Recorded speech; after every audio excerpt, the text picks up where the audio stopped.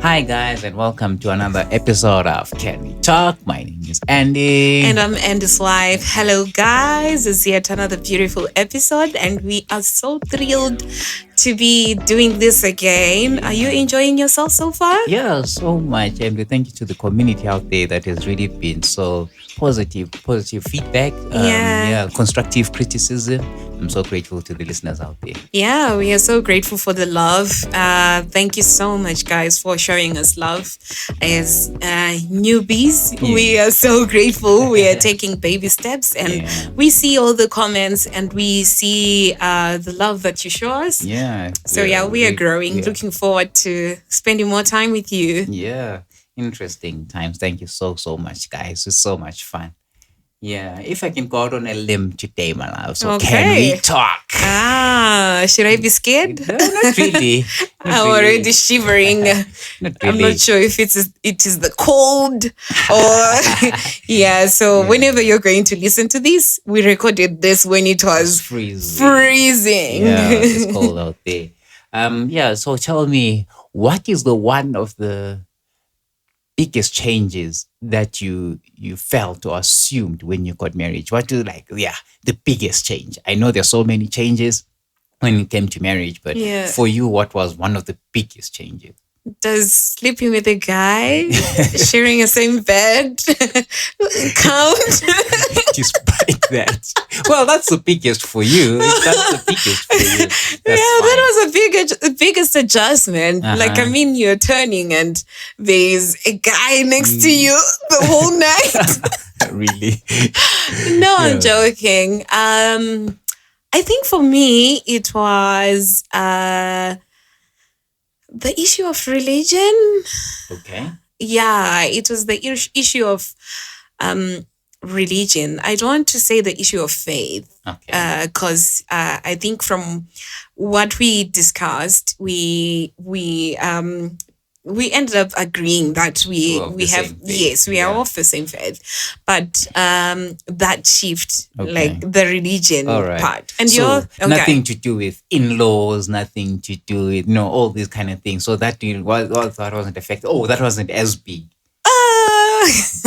Maybe because I was looking forward to it. There are so many stories out there about the in-laws. People share how others are mean and all that. And my story was a bit different. I mean, your mom is very loving, and maybe it's because the other factor was because she knew my mom, and we discovered that when we were already in a relationship. It's not like we maybe our mothers did something and no, but it was, I think it was that feeling of knowing that I'm going to a family where someone knows my mom, and it was easy to adjust. We had stories already, like I could connect with her on their work level. I knew I had an entry point.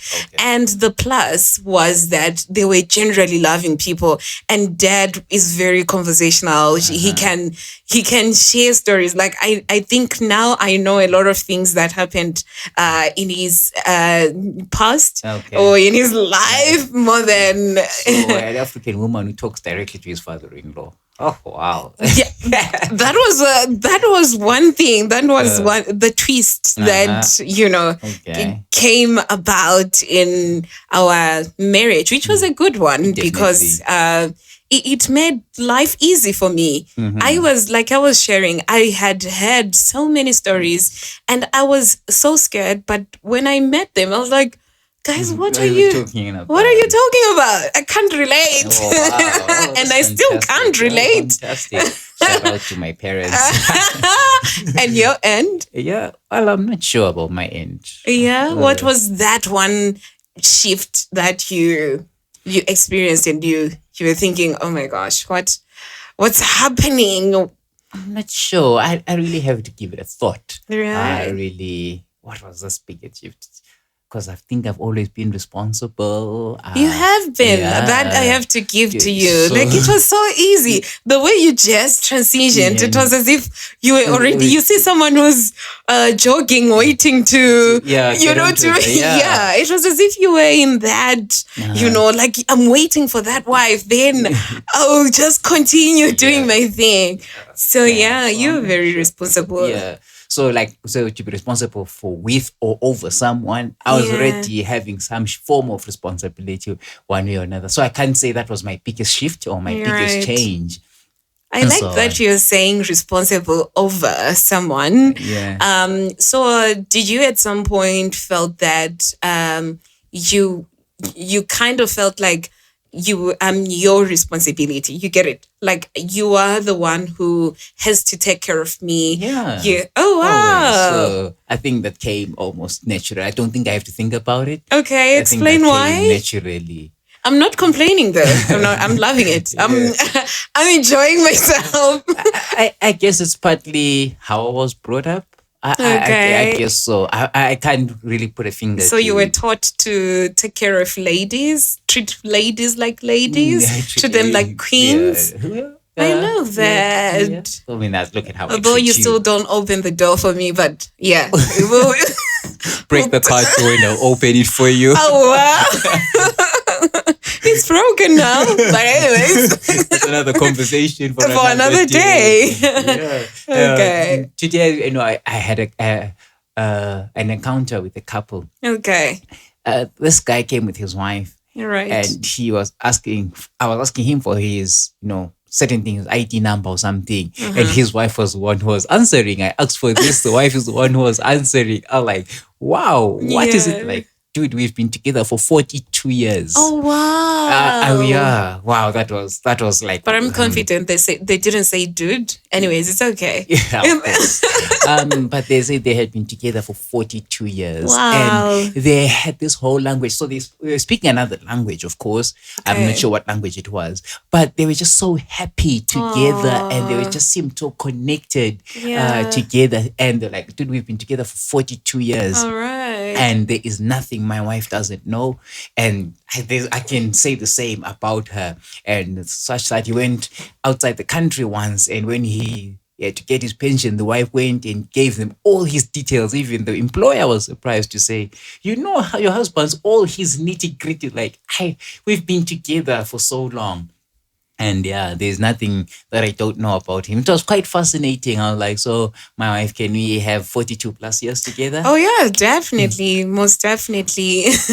I think that is, people don't get into marriage anticipating a divorce or anticipating something bad to happen. Yeah. We are all thinking, for those that are in love, that is. I know it's very controversial. Yeah. Others are forced. Others, it's because of different circumstances. Yeah.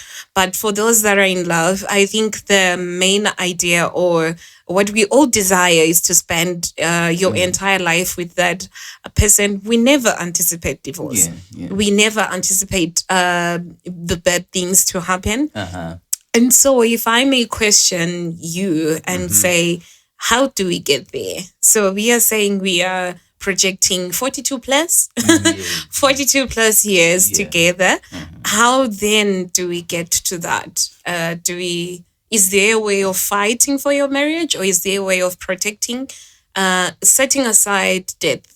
I think death is inevitable, and we can't, it's something that we cannot block or stop. It's beyond us. But for things that we can control, how do we get to 42 years plus? I guess it's got to do with something. I don't know whether they said it in an episode here or in our personal interactions, where you wake up each morning and then you decide. So I think it was a different platform. A different platform. So if you wake up and decide that this is what I want. So when you want something, you've got to fight for it. Just just be a student of life. Whoever wanted anything, they fought for it. Regardless of how far the furthest distance is. Sometimes when you hear that your beloved passed away, or something happened, not as a person in the wife, spouse, not a spouse, but if you have a dearly beloved person who passed away, there is no distance that's not too far. Somehow you get the courage to approach your boss to get some time off, things like that. So I'm saying you can then work out every morning, fight for it to say, and decide to say, this is what I want. And you begin to fight for it each and every day. So 7 years of hard work are worth it, just like Jacob in the Bible. Yeah, who 7 years, 7 plus 7. Yes.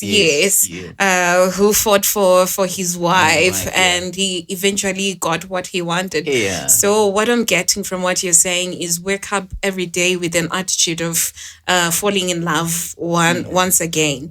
Wake up telling yourself that it's a new day to fight. And treat your spouse as if you're meeting them for the first time. And I remember our first days of marriage were very cute.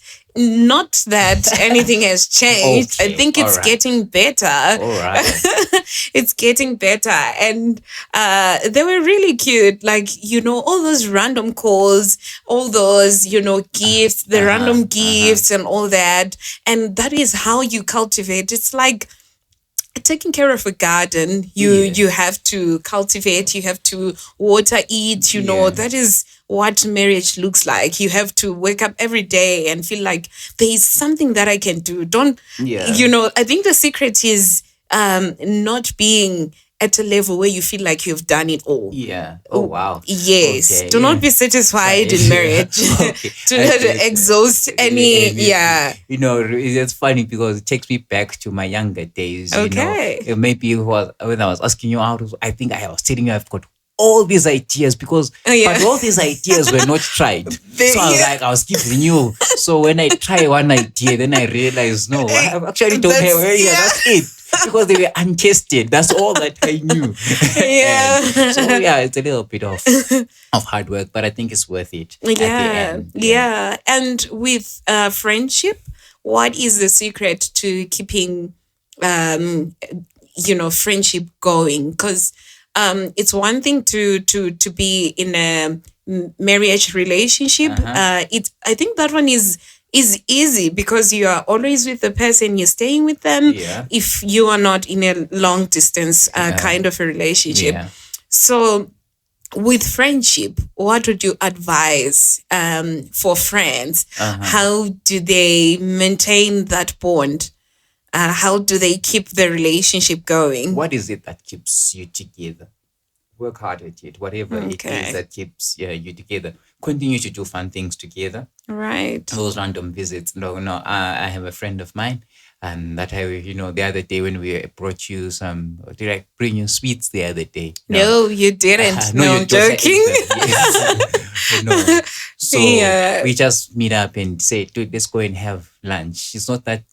So anything special. So he owes me a lunch date. So I need to call him. Yeah, he owes me a lunch date. So we got this kind of thing. So when you come, are we dreaming about the future? Are we talking about what's happening now and so on? Being there in each other's lives, being there to help wherever we can. So what are you working on? Oh, how can I help? Oh, I'm trying to work on this. So I was telling him, I'm working on this and this and this. And he was telling me, oh, we can do this. He was sending me YouTube links and so on for me to grow further. So as you keep interacting and as you grow, I think that's one thing that keeps you keeping so many years. I'm amazed that my dad has kept some friends for over 45 years. Yeah, I remember we met one recently and it was so beautiful. And it's something that one can desire because friends, they should be kept. Yeah. They are people that keep you sane.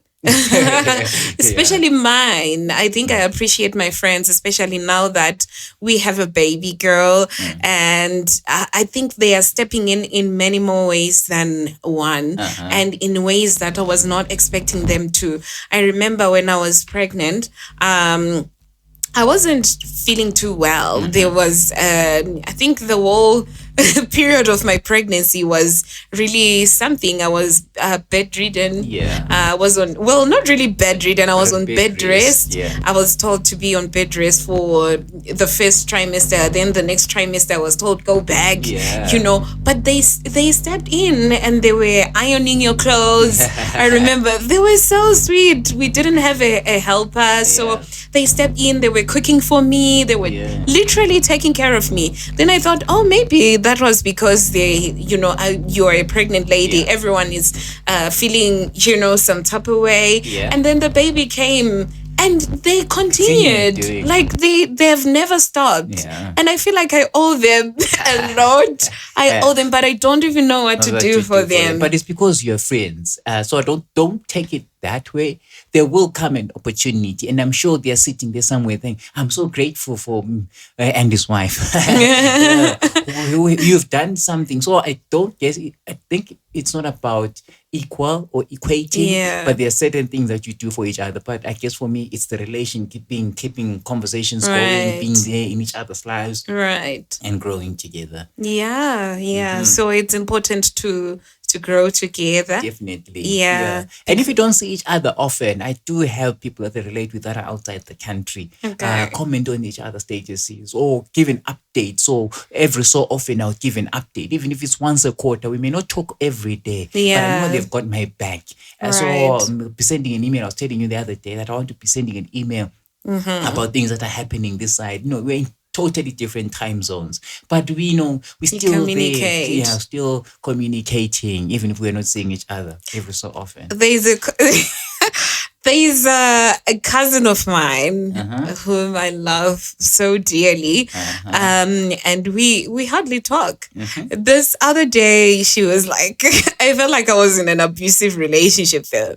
She told me that, I'm so glad that I have you, and you know, you understand that we don't have to talk as often as we have to. Oh my God. I want to talk to you. You know how boys can tell you that, you're such an understanding girlfriend. You know, even when I cheat on you, you still forgive me.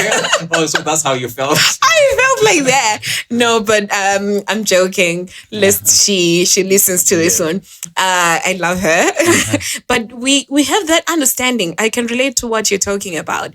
We talk, and when we talk, it's good. Like we enjoy, we update each other till we exhaust everything. And then the next time we meet, it's so beautiful. We are laughing, we are hugging. You think we were together the past days, but it's the beauty of having, what can I call it? I don't know. This one is not friendship, but companionship. You know, it's the beauty of having people around you. And I think it's for me, I know there are people that are different from that can share different views on this one. But for me, I think I'm a very social person, and I love having a good relationship with people. So I'll say that it's very important for people to have people around them. I know that's a lot of people, but it's good for your mental health. You can share how you're feeling. You can share what you're going through. And especially with people that understand you, they can pick up when you're not feeling okay. They can ask what's wrong. And, you know, even when you don't necessarily share, you can get to cry and, you know, express your emotions. And they understand because they are your friends. They, you know, they can, or maybe they can relate because they say, birds of the same feathers flock together. So there should be that one thing that connects you. So whatever you share, maybe they can relate to it. They can understand. So And what advice would you give to someone who has a long distance relationship, whether friendship or marriage or whatever it is? It's their fiance, they are planning on getting married. How then do they keep this beautiful thing that we're talking about? Well, I think I'm biased. Like I know. I think I when it know. comes to this I know. one, I'm quite biased. Yeah. So I'm not sure. What would you say? I think I'm biased. Let's hear your views before I share mine. I think it's the issue that you talked about, communication, where when you can. But on this one, it's different because you have to fight for it. Yes. This is war. Yeah, definitely. You just cannot keep quiet for the whole week. Yeah. Especially in relationships where it's married couples or you're planning on getting married or you're dating. Yeah. I would advise that communicate as often as possible to keep that bond and to grow together. Because there are chances that you can grow apart. You can be exposed to the environment that you are in. Different things can happen and you tend to drift apart. But when you're in communication, you are in sync. They know what's happening and they are growing with you. They understand what's happening. And if possible, I would advise that visit each other as often as possible, especially in the economy that we are living in. I think a lot of people are affected because there is migration that is happening, a lot of it, and most of it, when you speak to people that have migrated, you understand that they literally don't have time. They tell you that they are working from 6 in the morning to 8 p.m. And when they knock off, they get home, they are tired. They are, building a relationship is the least of their worries. But I would advise that make it a priority. If it's the least of your worries, change the narrative today. Make it a priority because you can grow apart easily. Definitely. One story, I would like to share a story. When we were about to get married, you were told you were going to move to a different city. And it was at the peak of our relationship. I think things were flowing, we were expecting marriage. We could tell which direction we were going to. And we both had our fears because this is one person that you are liking a lot and you're loving a lot. You're spending most of your time with them. And, now you have to learn to live without them. I prayed. I don't think Are you the reason I was not promoted? I'm not saying I prayed for you not to get the promotion. I prayed for God's will to be done. Really? That was God's will. It comes out. So you should go for marital counseling now. But anyways, I prayed because of the fear of the unknown. I didn't know what to expect. I didn't know what this change was going to bring in the relationship. So I prayed to God, honestly, and I asked him to show us the way. And unfortunately, it led to the other thing. You ended up not going. But look at us. We're living happily ever after. I was tricked into this. I need some therapy somewhere. Wow. But had the issue, had it been different, I don't know how we were going to survive. Do you think we were going to survive that one? Definitely. I mean, it doesn't start with us. You most likely won't end with us. How out there, how are they doing it? How are you managing long distance relationships out there? But I think the work becomes a little bit harder. Honestly. I personally wouldn't prefer it. I'm not saying it doesn't work. I personally would fight against it at all costs. So, I mean, I was going on promotion. So I was going to find ways of getting you moving to the same city as I. Trust me. You didn't share that part. You should have told boyfriend me. Then. I was not going to pray. No, I'm joking. But they still tease you up to today at work. Oh, wow. They say that lady prayed. Honestly, I did pray. I did pray. I thought it was just teasing you. No, it's real. I did pray. Though I didn't pray for you not to get the promotion, but I did pray for favorable circumstances. Okay. Yeah. So this is what God wanted. I still stand by my words. Yeah. When the lady is the one that wants, there is no way you can get out of that relationship. You bring all the roses.